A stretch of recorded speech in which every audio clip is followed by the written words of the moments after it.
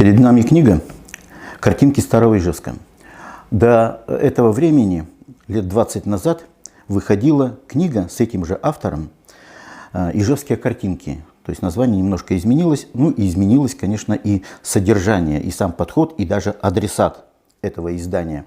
Прежнее издание содержало те же очерки, но здесь есть дополненные. Мало того, предисловие, где было название «Самое большое село мира», я превратил тоже в очерк.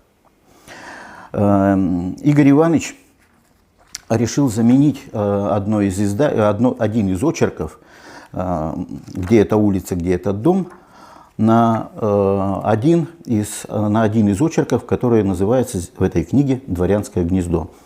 Первоначально было дом номер 1. Это, то есть, точка отсчета города. Это где жили руководители завода.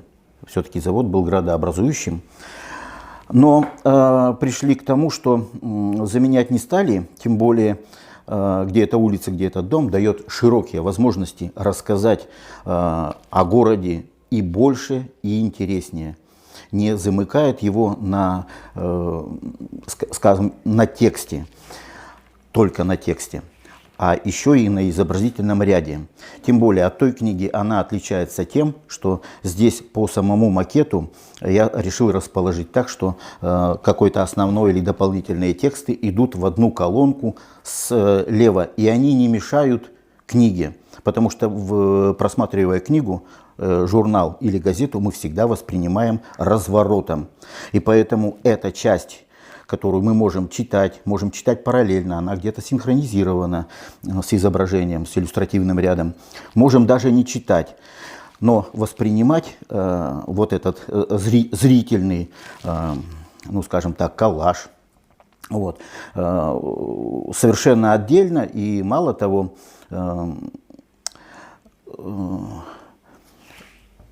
мы можем просмотреть всю книгу и в сущности, в общем-то, понять. Но текст здесь не только нужен, он интересен еще тем, что он иногда идет либо общего характера, либо наоборот, какая-то деталировка в этой книге, когда он рассказывает о каких-то мелочах, особенно, например, в зрелищах, когда он даже описывает, как ведет себя зрительный зал при просмотре первых фильмов в городе Ижевске. Вот. То есть этот текст интересен. Но задачи, ну, по крайней мере, я для себя обозначил эти задачи. Нужно было точно определить адресат. То есть мы все равно так или иначе, делая любую книгу или любое произведение, всегда учитываем 3 фактора. Что, кому и как. Решаем вот эти 3 вопроса. Что – это, конечно, содержание, материал. Кому адресат – это обязательно. Книга безадресная, она может быть вообще и на самом деле безадресной, никому не интересной. Вот. Либо, а уже как, это уже творческая кухня, то есть само решение, творческое исполнение. Поэтому задачу я, по крайней мере, для себя поставил, что это будет скорее даже не для ижевчан. Ижевчане, может быть, более интересуются своим городом, и они могут обратиться либо на городские сайты, либо где-то в интернете посмотреть. А книга рассчитана на зрителя за пределами, может быть, региона, может быть, даже не региона. Для Камчатки тоже будет, например, интересно посмотреть, ознакомиться с таким городом. Вот. И поэтому задача была поставлена как можно больше в это издание поставить материала, который доступен. Мне где-то приходилось и в архив, потому что я работал и с архивами, разные издания делал за эти 40 с лишним лет, с которыми я когда работаю в книге. Поэтому материал приходилось везде искать, как-то формировать. И ценность в том, что если в интернете или на каких-то сайтах мы можем посмотреть разрозненно как-то, нам самим придется, может быть, делать какую-то связку, то в издании, в таком книге, вот, в бумажном варианте, здесь все соподчинено, все логично, все упорядочено и все в одном месте. Вот. Поэтому в книге, конечно же, достоинство книги в том, что она все-таки весь материал упорядочит, собирает и представляет нечто цельное и законченное. Вот. Название мы сделали картинки старого Ижевска. Включили слово «старого». Это очень важно. Поэтому есть ограничения по хронологии, по истории. То есть это так или иначе оканчивается где-то гражданской войной. Но в изобразительном ряде, где особенно говорится о городе, там даже есть заходы в 60-е годы о городе Ижевске. Но они отнюдь не мешают вот этому цельному восприятию, что с образования там, например, завода, с доступности вот этого изобразительного материала, фотографий в частности, до этой гражданской войны, они не вызывают никаких сомнений. В книге ведь не пытались определить какую-то хронологию, хронологический рассказ о городе Ижевске. Это исключалось. Хотя парадокс заключается в том, что хронология здесь есть, потому что все фотографии, по возможности, которые можно было дать, они датированы. Но как таковой хронологии четкой, установленной нет. Даже вот взять, например, два момента, очень важных для города Ижевска, очень важных для города. Когда, например, Пугачев пришел в железоделательный завод, он практически чуть не перевешал весь руководящий коллектив и разорил город. Там остался, по-моему, 1-2 ларя, мельница, которая могла бы подавать энергию на станки. И вставал вопрос, что же делать с городом. Он мог, конечно, и захереть. История не позволила это сделать. И вот тогда появился Дерябин, который, собственно, и сделал его оружейным. Поэтому многие считают, что вот он как оружейный завод, он тогда и возник. Хотя начало его было Шуваловское, это как железоделательный завод. То есть вот этот фрагмент, такой исторический, очень важный для города, он исключен. Здесь нет, например, мятежа в 18 году, когда вот ижевско-воткинские рабочие восстали и с Капелем, с Колчаком вот сражались очень долго, где смог проявить себя знаменитый наш Азин. Вот этих моментов нет. То есть задача стояла немножко другая. Если идет разговор о картинках, мы знаем, например, это образ, это фигура речи, можно сказать, в какой-то степени. Мы, например, знаем картинки с выставки. Это что значит? Это значит набор каких-то впечатлений, эмоций, чего-то увиденного. И в этой книге, в сущности, поставлены почти те же задачи и решаются те же задачи. Я здесь ввел временные знаки. Здесь почти на каждом развороте присутствуют персоны. Они присутствуют как раз в том времени, которому разворот, например, посвящен. Это, во-первых, и об одежде, о моде, о поведении. То есть вот такой временной знак, который, я бы сказал, вообще книгу обогащает. И еще один временной знак введен. Это денежные купюры. Здесь вот есть купюры, где, например, особенно вот о базаре, где бумажная купюра 5 копеек, и до купюры гражданской войны в 250 миллионов. То есть вот это такие интересные моменты, интересные факты. То есть само издание именно запланировано как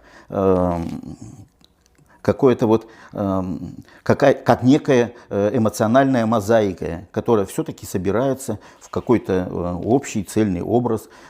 После просмотра книги все равно существует уже какое-то впечатление о городе, уже какое-то представление.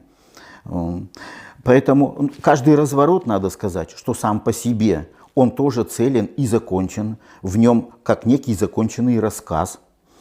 Если переводить, например, на видео или на телевидение, то это своеобразный полиэкран. Для кого-то, может быть, такое определение будет более понятно. Мало того, если посмотреть на содержание, то оно достаточно такое вольное, свободное. Дворянское гнездо, где-то улица, где-то дом, базар, хлебозрелищ. То есть вроде бы в книге существует какая-то хронология, но она в таком порядке, что здесь можно смотреть и читать с любого места, с любого очерка. Мало того, я еще дал некие пояснения вот на каждом развороте, вернее, не на развороте, а на шмуц-титуле. Это на развороте, где начинается очерк. Это шмуц-титул. Я давал какие-то особые подробности, например, даже штоф, что такое держава, где были у нас клоуны, какую они роль играли, кто у нас был из клоун, какие были у нас автомобили, какие были, например, золотой рубль. То есть вот какие-то определения я постарался, почему иногда Игорь Иванович немножко дистанцируется от этого, потому что здесь я сам постарался много всего вести. У нас были некоторые с ним разногласия, потому что я все-таки настаивал на том, что это издание должно быть интересно всем. И прежде всего любому другому городу, который бы заинтересовался и давал наиболее такое яркое представление. Если посмотреть на книгу, я здесь не ставил главные либо достоинства, либо деятельность города. Это все-таки оружие. Ижевск — город оружейников, оружие. Но, что удивительно, где-то только в самом начале, когда про самое большое село мира, я все-таки попытался дать тут какие-то фрагменты, что мы выпускали. Но они отнюдь не доминируют, они никак не умаляют разговора вообще об этом. Хотя есть, например, даже реклама. А в самом оформлении это всего лишь на корешке я дал белое оружие. Всего лишь. Все остальное так или иначе подчинено вот самой городской жизни. Не города-завода, а именно городской жизни. И тем она, в общем-то, тем это издание и интересно, что оно вот такое мозаичное, охваченное абсолютно разные стороны. Может быть, только самые какие-то фривольные не озвучены, начиная вот с медицины, с искусства, вот даже психбольница здесь есть. Интересные факты, есть и юмор какой-то в них. Хотя надо сказать, что хорошим языком Игорь Иванович написал очерки, очень хорошим языком, очень интересным языком. И поэтому мне, конечно, нужно было как-то соответствовать. И я так думаю, что вот эти усилия его и то, что я предложил, они создали какое-то цельное, вот, законченное представление об Ижевске.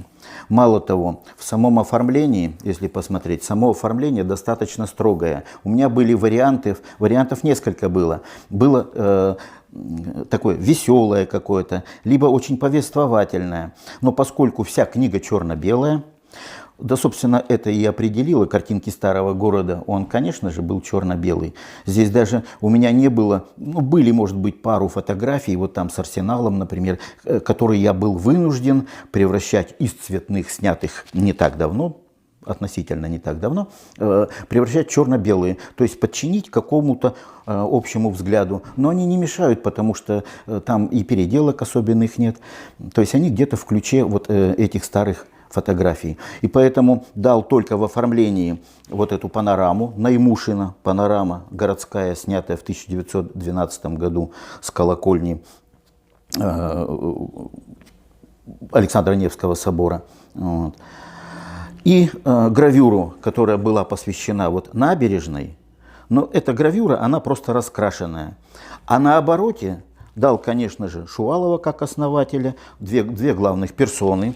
Это Дерябин и Мажаров. Мажаров недооцененный. Вот, к сожалению, не вышло еще такого полного издания в издательстве о Мажарове. Хотя разговор был как-то вот с Евгением Федоровичем Шумиловым, что вообще-то бы надо. Тут вот не так давно в издательстве вышло о Чарушине.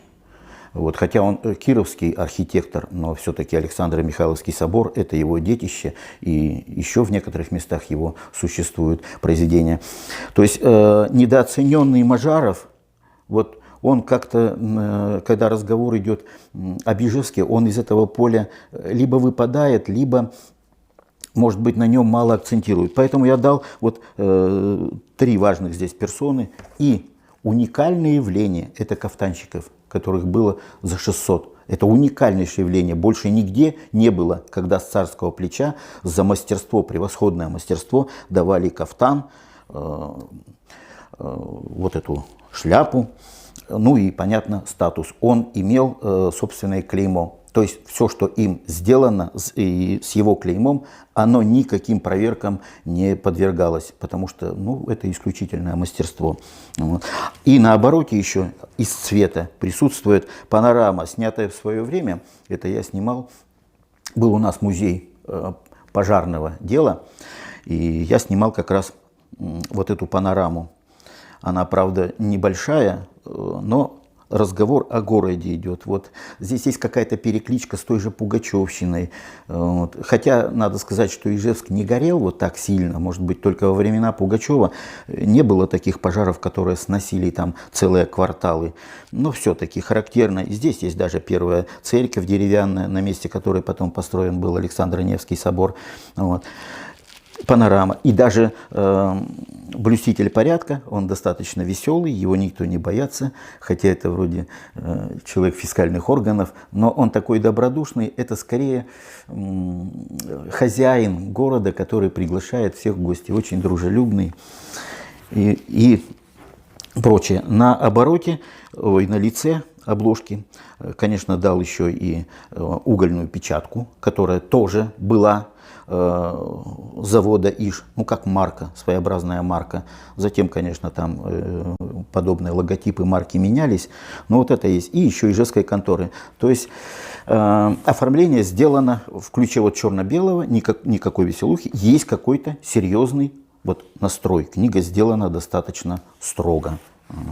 Здесь даже сделал своеобразные элементы.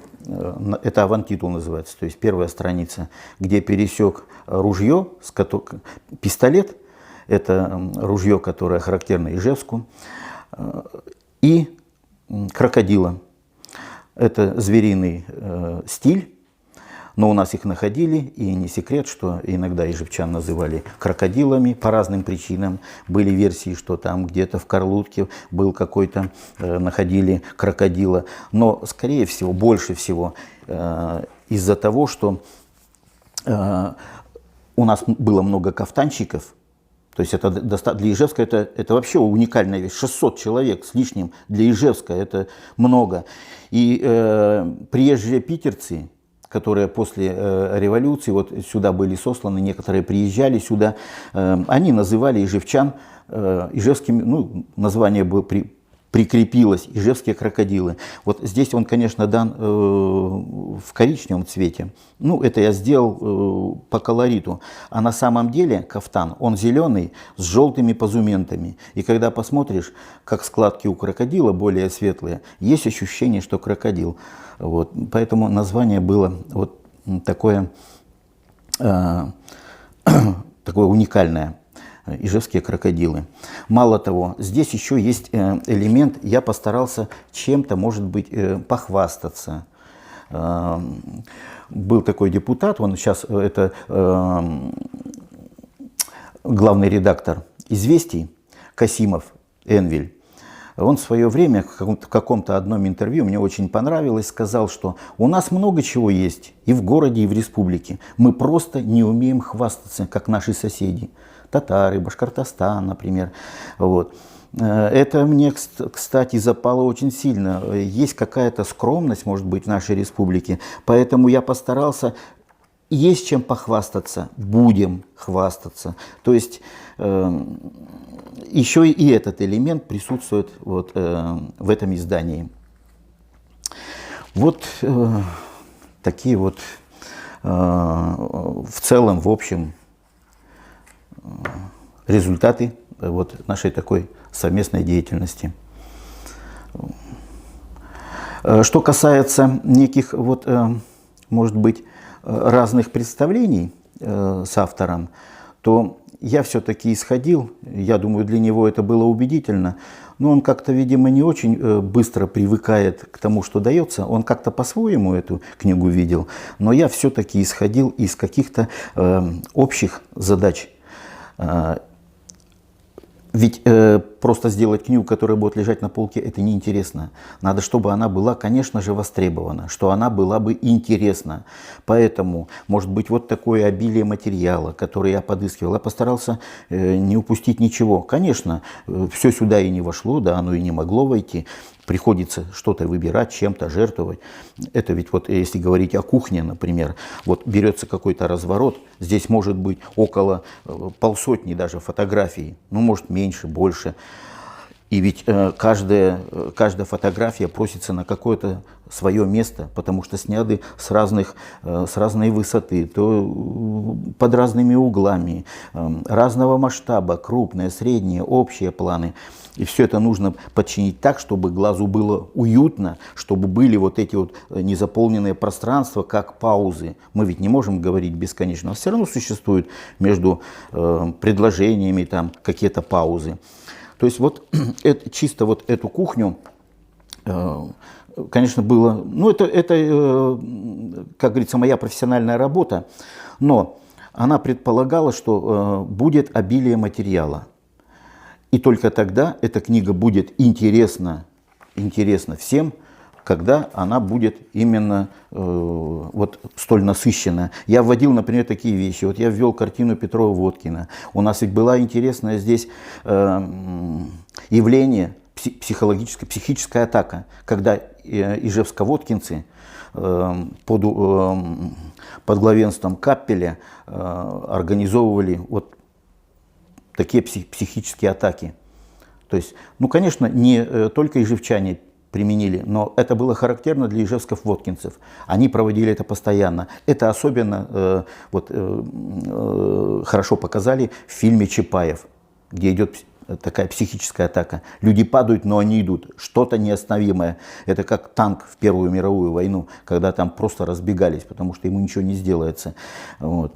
А взял Петрова-Водкина картину, она как раз времен Первой мировой войны, 916 год, и очень характерно, вот элементы психической атаки. То есть мне приходилось что-то и вставлять, и что-то пояснять, что-то дописывать. Все подрисуночные подписи мы делали поровну, что-то там, положим, для какого-то материала нет подрисуночных. Я совершенно беру на себя это все, пишу, выискиваю. Но поскольку мне приходилось, я уж повторяюсь, работать со многими архивами, то есть для меня такие вещи не столь уж и новы, я просто знаю, где что искать. То есть для меня вот это поле более понятно и, в общем-то, привычно. Если бы я все это делал, может быть, с самого начала, я бы делал для себя какие-то открытия, я даже мог запутаться. А поскольку приходилось делать очень много, то в сущности я знал, чем заполнить, чем наполнить это издание. Вот в целом такое представление, если кто-то, положим, заинтересуется, конечно, ее лучше порассматривать. Она вся рассчитана на то, что мы там углубимся и будем ее смотреть, прежде всего смотреть. Читать, конечно, но прежде всего смотреть. Вот эта психологическая установка, когда даже взрослый человек, как ребенок, берет какую-то книжку, он прежде всего посмотрит обязательно картинки и потом будет читать. Она здесь во главе угла, вот этот принцип. То есть зрительный ряд, здесь проходных изображений нет, которые, ну, скажем, там что-то дополняют, как какие-то там предлоги между словами там, в предложении. Здесь нет, здесь все очень значимо, то есть все имеет какое-то значение.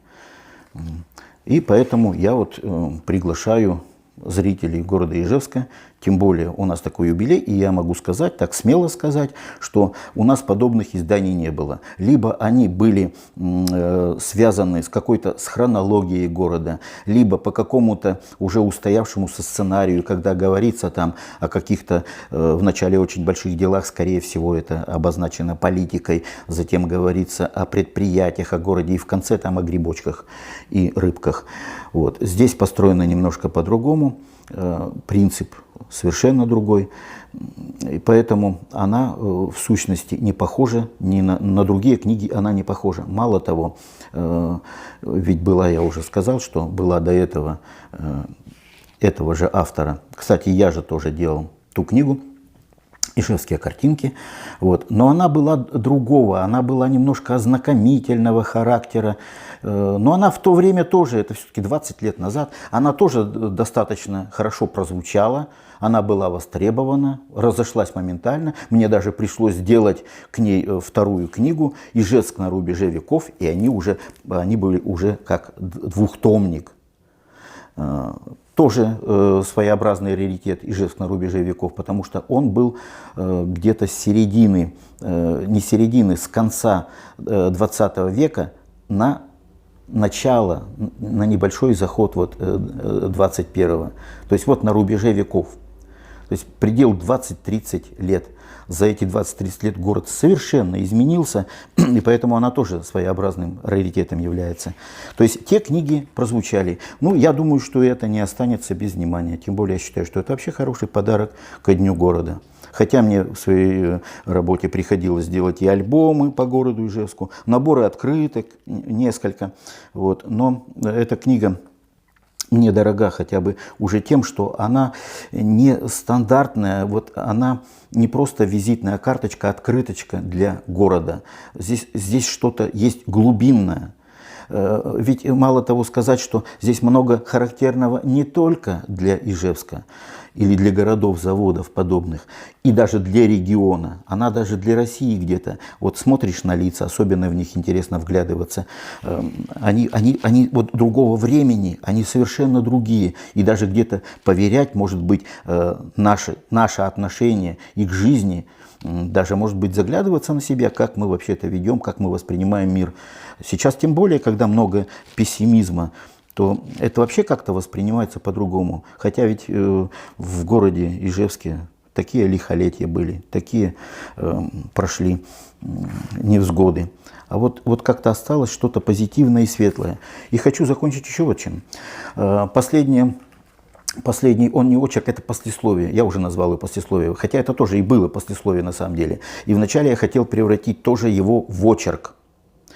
Но потом мне показалось, что это не то, что излишнее. Он какой-то цельный, и я бы сказал, во времени, в восприятии, он как вспышка небольшая.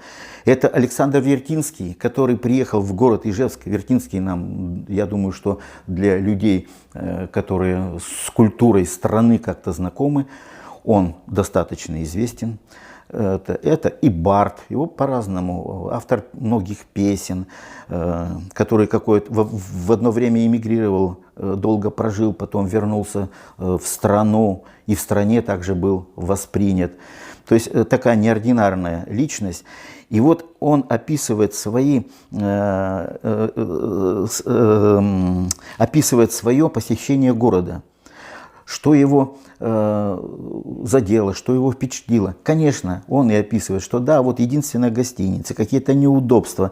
То есть вот идет какой-то небольшой такой срез, ну, может быть, неудовольствие. Но он говорит, скорее всего, не то, что говорит, он удивляется, что как вот эти люди вот в таком неудобстве находят столько мужества взять и что-то делать. Он просто героизацией, вот героями, точнее не героизация, героями города он просто восторгается. То есть представление у него самое, не просто наилучшее, а вот какой-то оптимистичная с верой с какой-то и в этот город. И еще интересно, что вот почему именно поставлен Вертинский. Вот уж Вертинский и город Ижевск, ну вот совершенно вещи, казалось бы, несовместимые. Это воля случая, что он сюда приехал. Ну, по каким-то он делам, конечно, приехал. Какое-то время он здесь проводил, вынужден был даже как-то заполнять свое свободное время. Ну, как-то и вот с посещениями там, убивать, точнее, это время, с посещениями там цирка, там кинотеатров и все прочее. А несовместим потому, что этот человек совершенно не то что другого менталитета и мышления, он видел Европу. А город Ижевск все-таки глубинный, это не центральная часть, это даже не та же Тула, хотя она тоже вроде бы город с такими военными, с какими-то объектами, и воспринимается, может быть, так же, как Ижевск, и где-то даже и какое-то соперничество. Он приехал совершенно в другую культуру. Я бы не сказал, что он приехал к туземцам, но он приехал в другую культуру, и тем не менее он вот так тепло отозвался обо всем об этом, что, мне кажется, послесловие, которое названо «Душа города», которого он вдруг увидел, почувствовал. Мне кажется, вот окончание книги, оно такое естественное, какое-то доброе и хорошее. То есть после этого мы спокойно как-то закрываем книгу, и уже она воспринимается у нас вот, как прожитым каким-то куском вот именно этой мозаики эмоций, впечатлений, персонажей, каких-то дел. Вот, собственно, такую задачу я, по крайней мере, для себя ставил. Ну, я так думаю, что зритель, читатель, он свои отзывы какие-то сделает на этот счет. Спасибо.